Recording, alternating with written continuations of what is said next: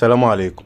انت متخيل ان في اخر 10 سنين شارك الزمالك حوالي 7 مرات في دوري ابطال افريقيا، اللي معظمهم خرج من دور المجموعات بنتائج تقيلة، وما وصلش النهائي غير مرتين، سنة 2016 وسنة 2020، ولم يفز بالبطولة في اي مرة منهم.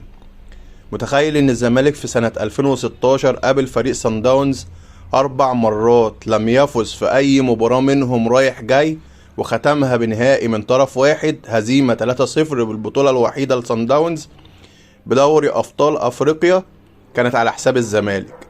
متخيل ان الزملكاوية كانوا بيقولوا في سنة 2020 اوعى تنام يا اهلي، دوري الابطال خلاص في 100 عقبة، وانتهت المباراة بقضية قفشة والقاضية ممكن. متخيل ان خلال 23 سنة فاتوا الزمالك لم يحصل على دوري ابطال افريقيا، البطولة الاهم في القارة، وان اخر بطولة كانت ليه سنة 2002 اللي بيقول على نفسه اكبر قلعة رياضية في مصر.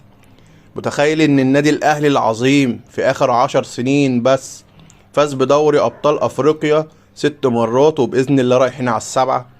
متخيل ان في لاعب في النادي الاهلي من الجيل الحالي بطولاته اكتر من بطولات النادي الزمالك كله. الجميل بقى انك تلاقي واحد بعد كل دوت بيقولك الاهلي بيلعب في افريقيا مع مراكز شباب، ونسي ان مراكز الشباب دي هي اللي بتطلعه من دور المجموعات حصالة.